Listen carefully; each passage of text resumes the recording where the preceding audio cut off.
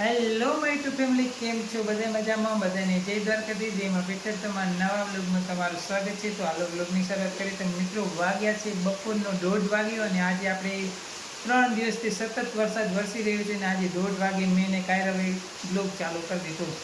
તો કાયરાભાઈ જય દ્વારકાધીશ બોલી દો. શરૂઆત હે ને જય દ્વારકાધીશ, જય માતાજીથી કરવાની હોય.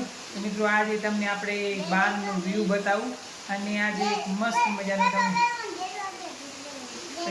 હા કાયરો ભાઈ જય દ્વારકાધીશ બોલે છે. તો તમે પણ કોમેન્ટમાં જય દ્વારકાધીશ લખી નાખજો. તો હાલો તમને બહારનું વ્યૂ દેખાડો. અને આજે અમારા ઘરમાં કેવું છે જો, શરૂઆત અહીંયાથી જ કરીએ. અહીંયા હે ને આપણે જો એક ઉપરથી નળિયામાંથી પાણી આવે છે, તો અહીંયા કને આપણે ડોલ મૂકી દીધી. આજે હે ને 3 દિવસથી સતત વરસાદ વરસી રહ્યો છે, એટલે આપણા ઘરની હાલત કંઈક આવી છે આજે. પણ આના વગર અમારો ઉદ્ધાર નથી, એમ આ આપણે જરૂરી છે. જો આપણા આંગણાની અંદર અત્યારે પણ વરસાદ ચાલુ જ છે અને પૂરું આંગણું ભર્યું છે. અને જ્યાં જ્યાં પાણી પડે છે ને ત્યાં ત્યાં અમે લોકોએ આવો મૂકી દીધું છે. જો કન્ટિન્યુ વ્લોગમાં બની રહેજો. તમને ખેતરમાં કેટલું પાણી છે દેખાવું.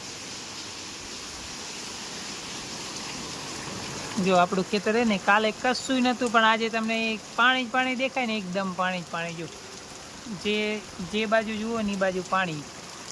કાલનો વરસાદ ઓછો હતો પણ આજે સવારથી જ ભૂક્કા કાઢે છે વરસાદ. જો એટલું પાણી દેખાય, એટલું પાણી દેખાય કે પૂરા ખેતર ભરાઈ ગયા. અને આજે શાયદ નદીમાં પણ થોડું થોડું પાણી આવી જશે. જો બહાર તો નીકળાય એમ નથી, હાલ વરસાદ સતત ચાલુ જ છે.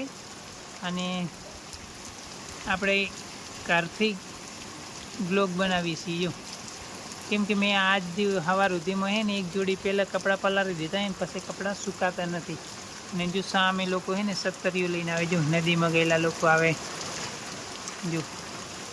અને વરસાદ પણ એકદમ ફૂલ જોરદાર વરસી રહ્યું છે અને હજુ તો બંધ થવાનું નામ નિશાન નથી. જો એકદમ જોરદાર વરસાદ. આપણું ખેતર છે ને પૂરું ભર્યું છે. અહીંયા જો કેટલું પાણી જાય છે. અને આપણું બાજુવાળું બીજું ખેતર કે પણ જો પૂરું પાણીથી ભરાઈ ગયેલું છે.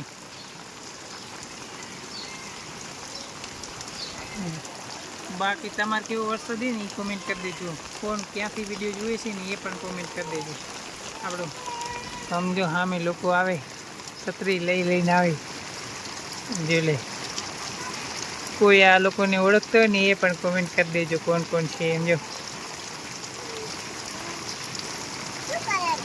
હા, આ લોકો કંઈક નદીમાંથી કામ કરીને આવે છે. જો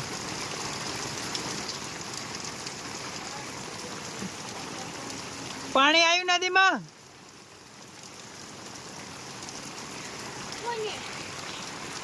તો મારા ને કાયરાને જો હામાં ધારિયામાં પણ સુકાઈએ. હા, અને અહીંયાથી શરૂઆત કરીએ. આ બધા જ કપડાં કોને છે એ પણ તમને આ બતાવી દઉં. જો અહીંયા એક નાનકડું ઘોડિયું છે અને આ જો આપણો બધો સામાન.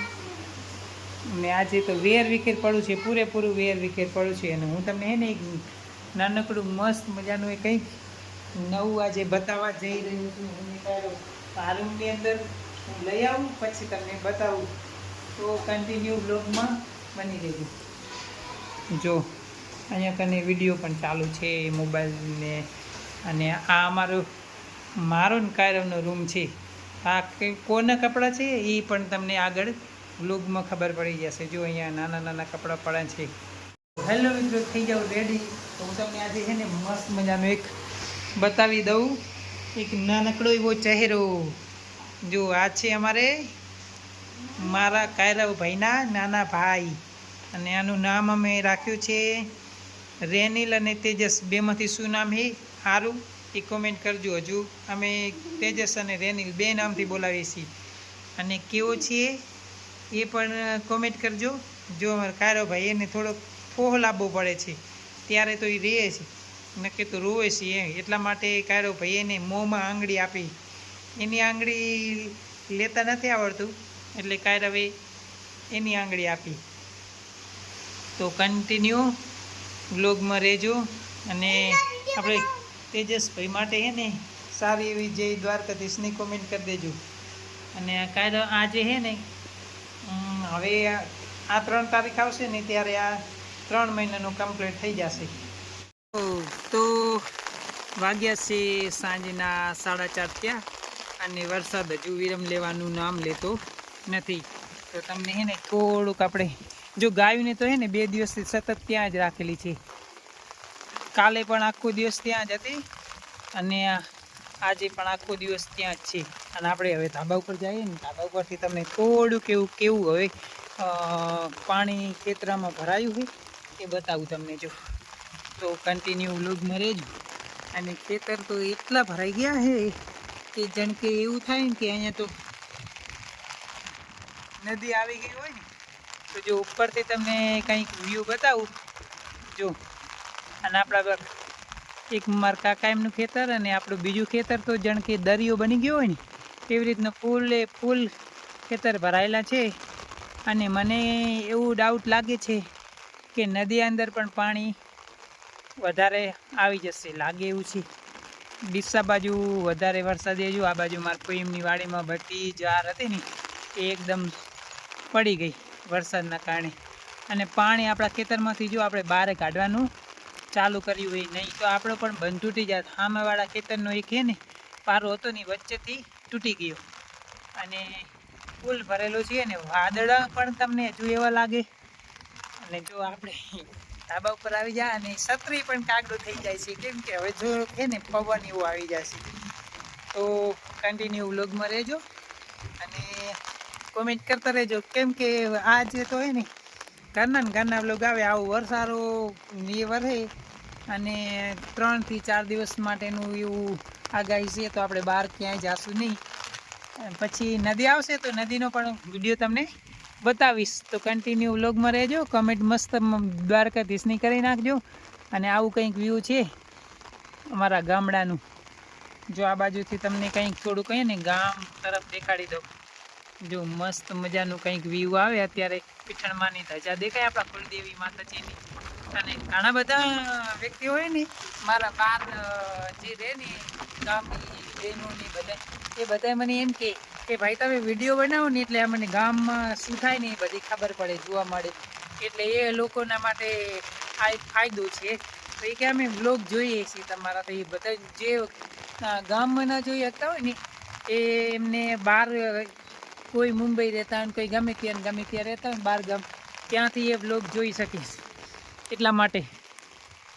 અને જો આ વરી છત્રીવાળા ભાઈ પાછા આવી જાય. આજે પણ અમે 2 છત્રી લઈને જ આવેલા.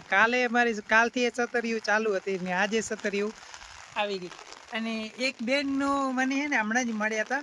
એ બેન એમ કે મારી એક દીકરી છે ને એ ગમે ત્યારે જોવે ને તો તમારા જ વ્લોગ જોતી હોય. એક વ્લોગ એક વખત જોઈ લીધેલો હોય ને તો પાછો એ જ વ્લોગ જોવે. તો એના માટે ખૂબ ખૂબ આભારી. દીકરી જોતી હોય ને એને એનું નામ હવે મને ના આવડતું ને કે વ્લોગની અંદર નામ લઈ લે તો એને ખબર પડે તેમ.